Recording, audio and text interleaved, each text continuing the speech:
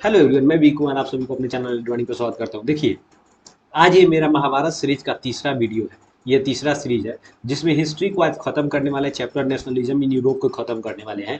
और आपको अपने आप में ये प्रण लेना होगा और कसम खाना होगा कि आज ये वीडियो देखने के बाद उसको रिवीजन करेंगे और उसको खत्म करेंगे। एक बार रिवाइज आप कर लीजिएगा तब मैं वादा करता हूँ आप किसी भी तरह का कोई भी सैंपल पेपर या कुछ भी इस चैप्टर से आने वाला कोई भी क्वेश्चन छूटेगा नहीं। अगर एक भी क्वेश्चन छूटता है आप हमसे आगे बात कीजिएगा, मैं गारंटी दे रहा हूँ एक भी क्वेश्चन नहीं छूटने वाला है। ठीक है ना, बस एक ही शर्त है, आपको उसको रिवीजन करना होगा। आप अगर रिवीजन नहीं कर रहे हैं तो फिर कुछ होने वाला नहीं है यार। रिवीजन तो करना ही होगा। तो हाँ, तो देखिए हम लोग इसके पहले वाले वीडियो में यहाँ तक हम लोग who said Joseph Mazzini is most dangerous enemy for social order, ये हम लोग देखे थे कि जोसेफ मेजनी कौन कहता था। जोसेफ मेजनी जो है हमारे लिए एकदम से हमारे सोशल ऑर्डर के लिए बहुत ही डेंजरस है, खतरनाक है। तो ये हम लोग देखे थे कि मेटरनी कहता था। मेटरनी कौन था? आर्किटेक्ट ऑफ वियना कांग्रेस, मतलब कांग्रेस में टीटी ऑफ जो वियना हुआ था उसका आर्किटेक्ट था। ठीक है ना, और टीटी ऑफ वियना 1815 में हुआ था। और अगर पूछता है कि मेटरनिक एरा किस टाइम ऑफ पीरियड के बीच को कहा जाता है तो 1815 टू 1848, क्योंकि 1848 में क्या होता है, फ्रेंच रेवोल्यूशन जिसे हम लोग लिबरल रेवोल्यूशन भी कहते हैं। इस रेवोल्यूशन में क्या होता है कि रेवोल्यूशन, जब फ्रेंच रेवोल्यूशन होता है तो लगभग लगभग ऑस्ट्रिया वगैरह सब जगह पर रेवोल्यूशन होता है, भयंकर रेवोल्यूशन काटमार शुरू होता है। और ये मेटरनिक डर करके इंग्लैंड भाग जाता है। बस हमने के लिए यहाँ तक ये कहानी तक आप लोग तो देखे हुए थे। अब हम लोग नेक्स्ट देखते हैं, नेक्स्ट क्वेश्चन क्या कहता है। तो आइए हम लोग देख रहे हैं यहाँ पर एक्चुअली क्या है। फर्स्ट यहाँ पे क्वेश्चन क्या कर रहा है कि which one of the following attributes stand for willingness to the make peace. यहाँ पर देखिए कह रहा है क्या, विलिंगनेस टू मेक पीस। देखिए हम लोग जब भी बात करेंगे विलिंगनेस टू मेक पीस, ये क्या होता है कि अलग अलग दो आपको सेंटेंस से मिला करके बेसिकली बना हुआ है। तो इसमें जो होगा यहाँ पर देखेंगे ब्रेस्ट प्लेट विद एगल, ये नहीं होगा। Olive branch, olive branch around the sword, ये आपका इसके लिए आंसर होगा। ये ब्रोकन चेन इसका नहीं होगा। ये क्या होगा, लिबर्टी का अर्थात फ्रीडम का होता है। ऑल ऑफ दिस तो ये होगा ही नहीं। तो आपका आंसर कौन सा हो जाएगा आपके लिए, ये आपको ओलाइव ब्रांच। देखिए एक्चुअली क्या है यहाँ पर, ये सिंबल जो आपकी किताब में दिया हुआ उसका हम एक जो है यहाँ पर लिस्ट ला दिए है, आप याद कर लेंगे। ब्रोकन चेन का क्या होता है, बीइंग फ्रीड, स्वतंत्र होने के लिए। सिंबल्स मीनिंग वो तेरी बीच में ला दिया है। थोड़ा सा दिक्कत होता है यार, क्योंकि हम सब कुछ खुद ही करते हैं। टाइपिंग करना, सबको एडिट करना वगैरह सब कुछ हम ही करते हैं, इसलिए थोड़ा सा दिक्कत होता है। देखिए सोर्ड का होता है रेडी टू फाइट, ठीक है ना। ये सोर्ड का मतलब रेडीनेस टू फाइट, लड़ने के लिए तैयार रहना। Crown, crown of oak leaves, heroism, ठीक है ना। ये हीरोइज्म जर्मेनिया के लिए बेसिकली यूज किया जाता है। और ये एलिगरी बताएंगे आगे चलते क्या होता है, ये एलिगरी का ही पार्ट है। उसके बाद कर रहा है कि ब्रेस्ट प्लेट और symbol of the German empire strength with eagle, ठीक है ना। ये जो है जर्मन इंपायर के जो है स्ट्रेंथ को, मजबूती को दर्शाता है। नेक्स्ट क्वेश्चन हम लोग देखते हैं, करा क्या, in visual representation who wears crown, crown of oak leaves. जब भी क्राउन ऑफ ओक लीव्स से बात करेंगे तो ये जर्मेनिया है, ठीक है ना। ये जर्मेनिया क्या था, ये देखिए मारियन का था।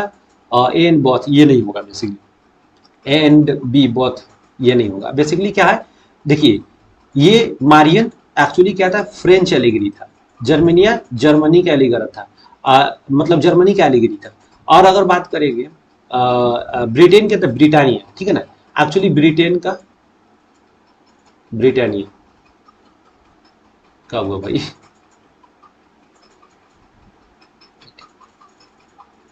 ठीक है ना, ये ब्रिटेनिया कहाँ का था, ब्रिटेन का। जर्मनिया कहाँ था, जर्मनी का था। मारियन कहाँ का था, ये फ्रेंच का था। एलिगरी क्या होता है, देखिए एलिगरी जैसे कि हमारे यहाँ क्या है, भारत माता, एक देश के रिप्रेजेंटेशन के लिए फीमेल एलिगरी को दिमाग में ला लेना, जो कि हम पहले से कहीं देखे नहीं हुए।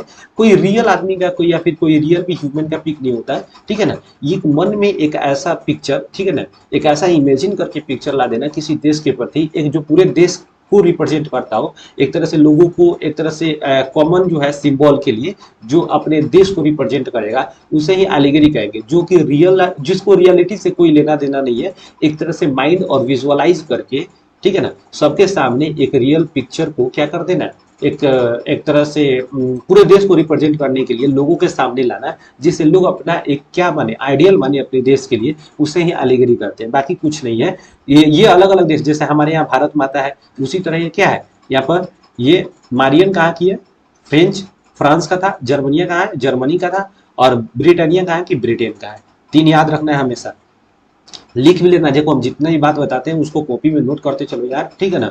उसके बाद करा कि a government of system of rule that has no restraints on the power exercise is called, मतलब वैसा गवर्नमेंट जिसको कोई भी रोक टोक नहीं है, जिसमें कोई लिमिटेशन नहीं है, उसे कहेंगे एब्सोल्यूटिस्ट। एब्सोल्यूटिस्ट का मतलब कि एब्सोल्युटली एक तरह से अनलिमिटेड पावर है, ठीक है ना।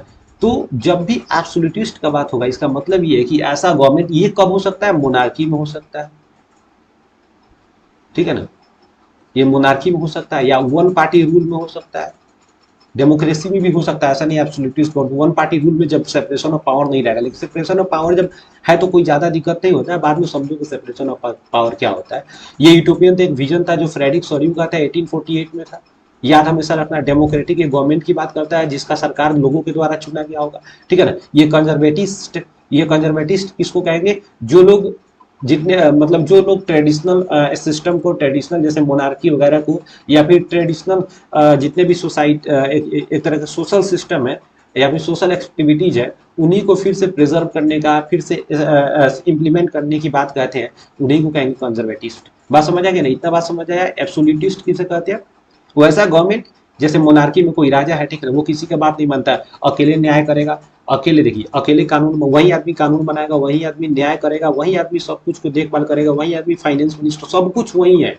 बात समझे कि नहीं, उसी के ऊपर निर्भर करता है, जो कहेगा वही होगा। मतलब क्या कि सभी पावर एक ही व्यक्ति में है और वो चाहे जैसे कर सकता है, जैसा निर्णय ले सकता है, उस वक्त किसी भी तरह का कोई भी रिस्ट्रिक्शन नहीं है, कोई भी लिमिटेशन नहीं है।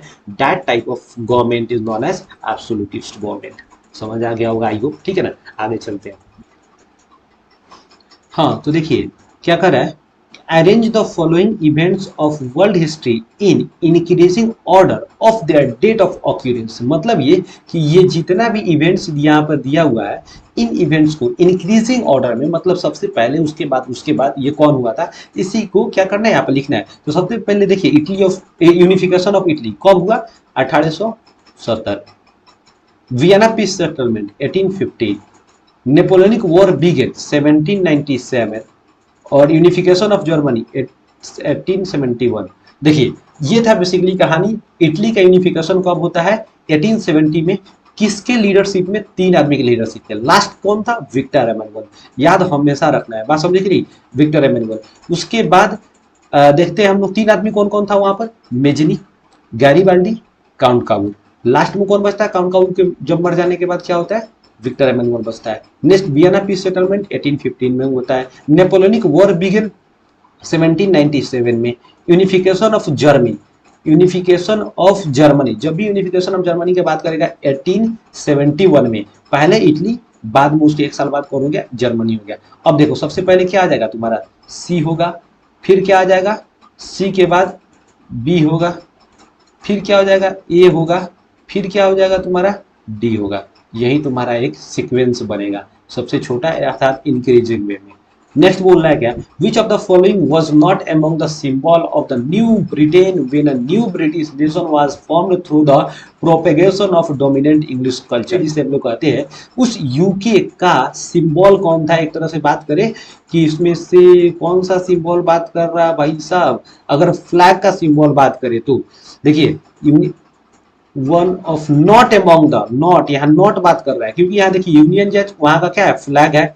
God save our noble king यहाँ क्या है, नेशनल एंथम है। इंग्लिश लैंग्वेज वहां पर कौन है, ऑफिशियल लैंग्वेज है। आयरिश लैंग्वेज वहां का नहीं है। तो इनमें से पूछेगा कि आपको चार ऑप्शन देगा, जिसमें से तीन को जो होगा वो क्या होगा, यूके का सिंबल होगा कोई ना कोई, जो नेशनल सिंबल होगा, एक जो होगा नहीं होगा। इस तरह का क्वेश्चन आ सकता है। एक जो चार को अलग अलग होगा, पूछ देगा कि यहाँ के फ्लैग कौन होगा, तो यूनियन जैक फ्लैग वहां पर जो है, तीन देशों के फ्लैग को मिला करके एक साथ फ्लैग को, उसे क्रॉस को मिला करके बनाया गया। आगे हम लोग देखो आपको यहाँ समझा देते हैं। God save our noble king, ठीक है ना, वहाँ का नेशनल एंथम है, वहाँ का ऑफिशियल लैंग्वेज जैसे कि यहाँ का हम लोग का हिंदी है, उसी तरह वहाँ का क्या होगा, इंग्लिश लैंग्वेज होगा, ठीक है ना। अब बात हम लोग आते हैं यूनियन जैक क्या है। यूनियन जैक यहाँ के झंडा का नाम है, यहाँ के फ्लैग का नाम है, कहाँ पे, यूके का।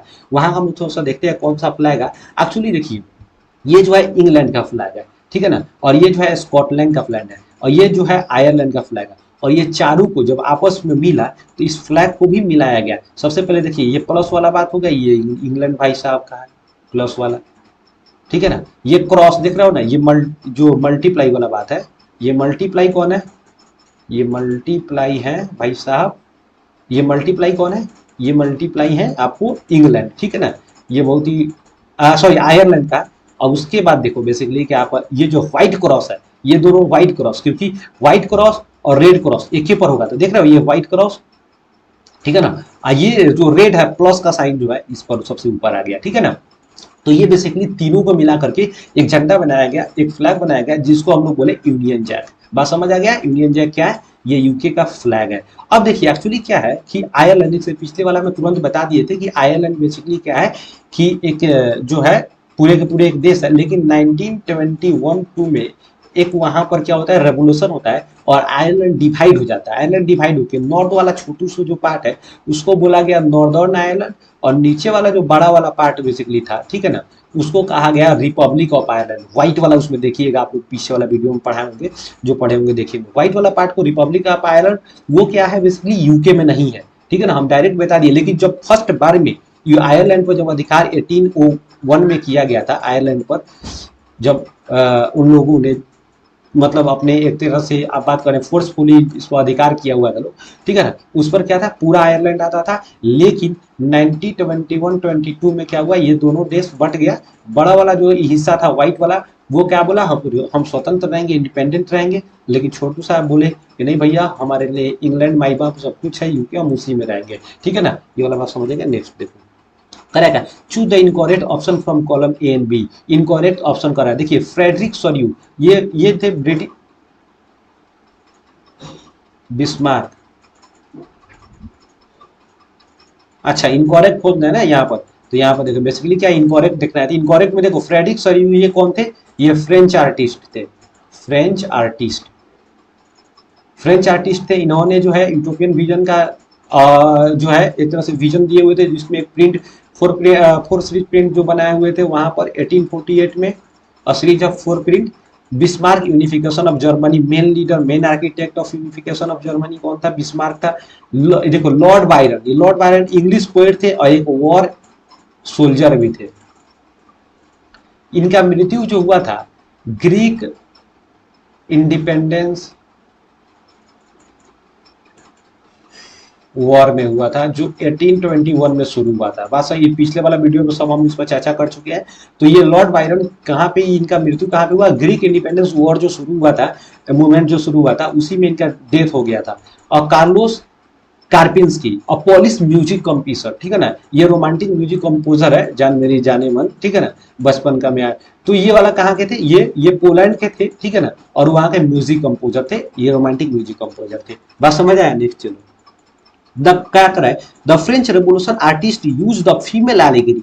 देखो भैया, जहाँ पर बात करें फीमेल एलिगरी, तो जहां भी होता है हम लोग मैक्सिमम यूरोपियन चाहे इंडिया में भी देखे हम लोग क्या है कि फीमेल एलिगरी, जैसे भारत माता, ठीक है ना, इसी तरह वहां पर हम फ्रांस यहाँ पर फ्रेंच की जब भी बात करेंगे, ठीक है ना, तो जो भी फीमेल एलिगरी है वो वहाँ के लोगों के लिए लिबर्टी की बात करती है, justice, Republic, all of this. मतलब यहाँ पर क्या होगा, सभी की डिमांड करती है, लिबर्टी भी हो, लोगों को जस्टिस भी मिले, रिपब्लिक, रिपब्लिक का मतलब किसी के खानदानी अधिकार नहीं हो जाए, ठीक है ना, कि वो बने फिर उसका बाप सॉरी उसका बेटा फिर उसका बेटा, ये बनते चल जाए, मतलब खानदानी अधिकार नहीं। तो female allegory to portray which of the following ideas, तो republic, justice, sorry liberty, justice and republic, ये तीनों को क्या करती है वो पोर्ट्रेट। यहाँ पर देखिए फिर करा क्या, choose the correct option from column A and B, लिख दो ना यार, बी करा क्या, absolutist, vision of society, vision of the society था नहीं, बेसिकली यूटोपियन से था। फिर करा कि absolutist, a form of government, obviously form of government हो सकता है क्योंकि इसी में अनलिमिटेड पावर होता है। Plebiscite, a system of holding election, no no no no, a system of direct vote. Choose the correct option from A and B, तो क्या है, plebiscite, a system of direct vote, ये सही है। Suffrage का मतलब सिस्टम ऑफ होल्डिंग के नहीं, सिस्टम ऑफ होल्डिंग इलेक्शन नहीं, इसका मतलब right to vote, right to vote, ठीक है ना। सफरेज का मतलब राइट टू वोट, ये समझ आया। यूटोपियन का मतलब विजन ऑफ सोसाइटी था, एब्सोल्यूट मतलब फॉर्म ऑफ गवर्नमेंट है। लेकिन सही कौन है, आंसर कौन होगा सही, आपको सी होगा। करेक्ट पूछ रहा है, प्लेबीसाइड का मतलब होता है सिस्टम ऑफ डायरेक्ट वोट, मतलब किसी भी चीज का निर्णय लेना है, लोगों को बैठाओ वहां से, ठीक है ना, और डायरेक्ट वोट करो, या फिर एक तरह से रेफरेंडम के द्वारा, ठीक है ना, जिससे साइन लोगों का करा लो और उससे पता चल जाएगा कि मेजोरिटी लोग जो है पॉजिटिव में है, निगेटिव में है, उस तरह कोई भी रिजल्ट निकाला जाएगा। अगर डायरेक्ट डेमोक्रेसी, इसीलिए डेमोक्रेसी को दो तरह से बांटा गया है, ठीक है ना, एक डायरेक्ट होता है और एक इनडायरेक्ट होता है, ठीक है ना। तो डायरेक्ट कहाँ पे है, ये डायरेक्ट स्विट्जरलैंड में एक ही देश ऐसा है, छोटा सा देश है कि इसलिए संभव है। भारत में डायरेक्ट वोट संभव ही नहीं है। दूसरा पता चलेगा कि उतना बड़ा हॉल कहाँ से बनवाओगे लोगों को बैठाने के लिए, हॉल हो जाएगा, मारे काट शुरू हो जाएगा। देख रहे हो ना कितना ड्रामा चल रहा है, अभी किसान आंदोलन चल रहा है, मतलब चल रहा है। तो गवर्नमेंट यार हमको लग रहा है कि धीरे धीरे डिक्टेटर होते जा रही है, ठीक है ना। तो इनडायरेक्ट कहाँ पे है, इनडायरेक्ट जहाँ भी डेमोक्रेसी सुनते हो वहाँ पे इनडायरेक्ट, जैसे भारत हो गया, नेपाल, नेपाल की बात, नेपाल तो धीरे धीरे अब हो ही रहा है ऐसा, लेकिन स्टेबल नहीं रह पाता है अभी, तो वहाँ पर डेमोक्रेसी की तरह गवर्नमेंट है। लेकिन अमेरिका हो गया, ब्रिटेन हो गया, ये सभी के सभी क्या है, डेमोक्रेसी है वहाँ पे। तो इनडायरेक्ट डेमोक्रेसी है। डायरेक्ट बात करेगा तो स्विट्जरलैंड मात्र एक ही देश है। नेक्स्ट चलो, करा क्या है, which one of the following statement is false regarding the act of union 7। ये पहला ही हो चुका है। It was an agreement between England and Scotland. जब इंग्लैंड और स्कॉटलैंड का जो था एग्रीमेंट था, उसी को क्या कहा गया बेसिकली, एग्रीमेंट बिटवीन 1707, स्कॉटलैंड 1707 में। It was agreement between England and Ireland. Ireland को कब 1801 में घुसा लिया अपने में। It resulted in the formation of United Kingdom of, ओ भाई साहब, which one of the following statement is a false, false कह रहा है, कह रहा है it resulted in the formation of United Kingdom of Great Britain, ये भी एक सही है। It gave England control over Scotland, ये भी सही है। दैट मीन्स गलत कौन है, बी नंबर गलत है, जो यहाँ पर बता दिए, ठीक है ना। हम एक्ट ऑफ 1707 की बात कर रहे थे, ये भी सही है। गलत कौन है, आयरलैंड, ये कब हुआ था, 1801 में होता है। समझ आ गया। Next, correct, which one of the following states was ruled by an Italian princely house before unification of Italy। Unification of Italy के पहले एक्चुअली इटली कितने राज्यों में विभाजित था, 7 स्टेट में डिवाइड था। याद रखना है, जर्मनी 300 छोटे बड़े, लेकिन उसको 39वें स्टेट में कौन बनाया, नेपोलियन। कब बनाया, 1824 में। तो यहाँ पर हम लोग बात करें सार्डिनिया और पिडमाउंट, ये बहुत पहले भी क्वेश्चन हम लोग देख चुके हैं। फिर कह रहा है which one of the following reform made the whole system in France more restful efficient. ये भी हम लोग पहले एडमिनिस्ट्रेटिव रिफॉर्म्स देख लिए हुए हैं। कहाँ से आ गया question. Match the following column A and B. कह रहा है क्या, कॉलम ए एंड बी को हम लोग क्या करना है, मैच करना है। जोसेफ मेजनी, जोसेफ मेजनी साहब इटली के थे। ऑटोमन बिस्मार्क साहब जर्मन फिलोसफर। बिस्मार्क कहाँ था, चांसलर और पर्सिया, ऑब्वियसली ये पर्सिया जो है जर्मनी का सबसे बड़ा एरिया था, फ्रांस था, मतलब कि प्रोविंसेस था, ठीक है ना। इसलिए पर्सिया जो चांसलर ऑफ पर्सिया, ठीक है ना, वहां का जो राजा था उसका ये कौन थे, ऑटोमन बिस्मार्क, ये वहां के चांसलर थे, उसका प्रधानमंत्री। गैरिबाल्डी, ये भी भाई साहब इटली के थे। ये पेशे से क्या थे, एक सेलर थे, नाविक थे। कहाँ तो ओरिजिनली कहाँ जन्म हुआ था इनका, फ्रांस में। लेकिन किसके स्वतंत्रता की, किस यूनिफिकेशन के लिए लड़े थे, इटली की यूनिफिकेशन के लिए लड़े हुए थे। और किसका सदस्य पूछेगा था, यंग इटली का, ठीक है ना। अब मेजनी किसका सदस्य था, कार्बोनरी का सदस्य था। कार्बोनरी कहाँ का संगठन था, इटली का संगठन था। लेकिन वही पूछेगा जैकोबिन, जैकोबिन जो पार्टी था, दल था, वो कहाँ का था, फ्रांस का था। अब जैकोबिन का ओ भाई साहब, जैकोबिन का एस्टेब्लिशमेंट कब हुआ था, 1793 में। लेकिन वही पूछेगा जैकोबिन का, हाँ, और वही पूछेगा कार्बोनरी का, कार्बोनरी का 1810 में हुआ था, ठीक है ना, 1810 में हुआ था। नेपोलियन है, नेपोलियन भाई साहब कहाँ थे, king of Italy, king of Italy Emmanuel Victor जो था किंग ऑफ इटली का था। नेपोलियन भाई साहब फ्रांस के थे, फ्रांस का अकेले डिक्टेटर और राजा जो भी कह लो, ठीक है। ये वाला बात समझ आ गया। चलो आगे, हाँ देखिए 43 क्या है, कॉलम ए एंड बी को मिलाना है यहाँ पर। देखिए लॉर्ड बायरन कहाँ के थे, ये इंग्लिश पोएट थे, ये इंग्लैंड के पोएट थे और वॉर सोल्जर भी थे, याद रखना। ऑर्नेस्ट रेनर, ये फ्रेंच पॉलिटिकल फिलोसफर थे। इन्होंने एक डिफिनेशन मॉडर्न नेशन स्टेट का डिफिनेशन दिए हुए थे। मॉडर्न नेशन स्टेट का डिफिनेशन कौन दिए थे, ऑर्नेस्ट रेनर। कौन थे, फ्रेंच पॉलिटिकल फिलोसफर थे। कार्ल कास्पर फ्रिट्ज, देखो अगर प्रोनाउंसिएशन थोड़ा सा गलत अगर होता है तो ज्यादा ध्यान मत देना, क्योंकि ये वर्ड ही बहुत सारा ऐसा ऐसा है कि थोड़ा सा प्रोनाउंसिएशन गलत हो ही जाएगा, ठीक है ना, तो उस पर ध्यान मत देना। कार्ल कास्पर फ्रिट्ज जो थे ये जर्मन पेंटर थे। इन्होंने एक पेंट किया हुआ था जो काफी फेमस रहा, जिसका नाम है the planting of tree of liberty. Liberty, बात समझ आया। ये अब देखो करा क्या, कारोल क्यूरपिंस्की, देखिए कारोल क्यूरपिंस्की जो थे ये basically Polish romantic music composer थे, पिछले बताए हुए थे, ठीक है ना। और देखिए यूगेन डिलैक्रॉक्स जो थे ये फ्रेंच पेंटर थे, ठीक है ना। याद रखना है इतना, इसमें से कोई भी आई होप की दिक्कत नहीं होने वाला है। आपको एग्जाम में अगर आता है इस तरह का क्वेश्चन तो आप थोड़ा सा एक बार रिवीजन मार लेंगे, याद हो जाएगा हमेशा। लॉर्ड बाइरन कहाँ के, तो इंग्लिश पोएटमैन। अर्नेस्ट रेनन कौन थे, तो फ्रेंच पॉलिटिकल फिलोसफर। इन्होंने क्या किया हुआ था, तो मॉडर्न नेशन स्टेट का क्या दिए थे, एक definition. Karl Kaspar Fried German painter थे, इन्होंने the planting of tree of liberty एक पेंटिंग किया हुआ था। कार्ल क्यूरपिंस्की कौन थे, तो पोलिश रोमांटिक म्यूजिक कंपोजर थे। यूगेन डिलैक्रोix कौन थे, तो फ्रेंच पेंटर थे। नेक्स्ट देखिए, correct है, which among the following was the main reason for the Webers to revolt against contractors in Silesia in 1845। देखो एक्चुअली क्या था, साइलेसिया एक जगह है जहां पे क्या हुआ था, एक कॉन्ट्रैक्टर की भी, जितने भी आपको वेबर्स थे ना, जैसे जैसे मान लो कि जितने भी टेक्सटाइल वेबर्स जो होते हैं पहले उनकी बुनाई नहीं होता है, तो उनमें क्या हुआ था कि कॉन्ट्रैक्ट एक्चुअली दे, मतलब कि कॉन्ट्रैक्ट दे चुके थे कि काम करने के लिए, और उनको पैसा नहीं दिया गया था, जिसके वजह से जो है वहां के कॉन्ट्रैक्टर्स जो थे वो रिवॉल्ट कर दिए हुए थे। The contractors reduced there payment drastically. ये बेसिकली क्या है यहाँ पर, किस रीजन, तो रीजन में यही था। They stopped the supply for raw material, ये नहीं था, रॉ मटेरियल सप्लाई ऐसा कुछ नहीं था। They refuse to place order for finished textile, ये भी नहीं था। Condition of weavers to very pitiable, ऐसा नहीं था। वो लोग कॉन्ट्रैक्टर्स जो थे उनके पैसा नहीं दे रहे थे, पूरी की पूरी पेमेंट नहीं कर रहे थे, इनका काम कर दिए हुए थे, जिसकी वजह से क्या है, ये लोग अपना जो है उनके अगेंस्ट में रिवॉल्ट कर दिए हुए थे। देखो अब करा के सम इंपॉर्टेंट टाइमलाइन, कुछ इंपॉर्टेंट टाइमलाइन है वो तो पहले ही से देख, हम पहले सब का सब बता दिए हुए, ठीक है ना। और इसमें से कुछ पॉइंट ऐसे हैं जो तुम लोग को पता नहीं होगा बट हम बता दे रहे हैं। देखो ग्रीक रेवोल्यूशन कब हुआ था, 1821 में। इनके मेन लीडर कौन थे, अलेक्जेंडर चिप्सलैंडी, वो उसी में मर गए, ठीक है ना। और इनको स्वतंत्रता कब मिला ग्रीक रेवोल्यूशन में, 1832 में कॉन्स्टेंटिनोपल ट्रीटी के तहत, ठीक है ना। और ये ट्रीटी तुर्की और ग्रीक के बीच हुआ था, ठीक है ना। और इसमें हेल्प कौन कौन, इस ग्रीक रेवोल्यूशन में कौन कौन सा देश जो है हेल्प किया हुआ था, तो याद रखना फ्रांस, जर्मनी, और फ्रांस था, जर्मनी था और ऑस्ट्रिया था, ठीक है ना।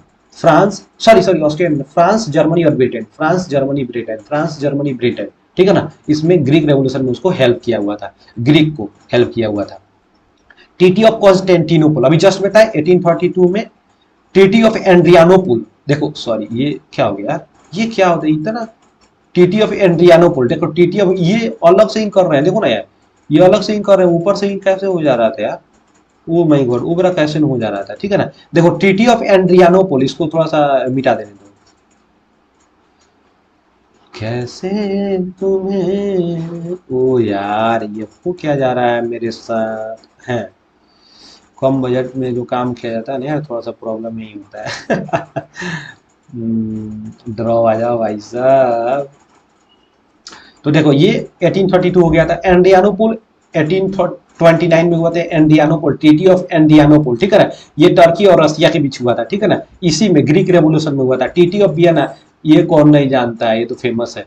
फॉर्मेशन ऑफ जेलवेरिन 1834 में हुआ था, कहाँ पे, प्रसिया में हुआ था, ठीक है ना। ये कौन था, कस्टम यूनियन था, मतलब व्यापारियों की संस्था थी। जुलाई रेवोल्यूशन, तब भी जुलाई रेवोल्यूशन पूछेगा था, 1830 में हुआ था जुलाई रेवोल्यूशन। ये चार्ल्स दसवां फ्रेंच रेवोल्यूशन, मतलब फ्रेंच जो फ्रांस में जो रेवोल्यूशन हुआ था, चार्ल्स दसवां था, ये भाग गया इंग्लैंड में, ठीक है ना।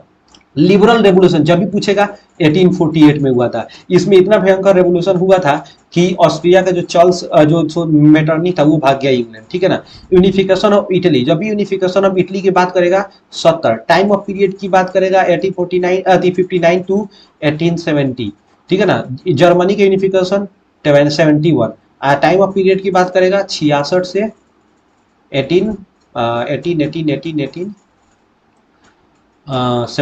ठीक है ना। देखो एक सेडेओ का वॉर कहेगा और वॉर ऑफ क्या कहेगा, सेडेओ और सेडान। तो सेडेओ की जब भी वॉर करेगा 1866 और सेडान का 1870, ठीक है ना, हमेशा याद रख।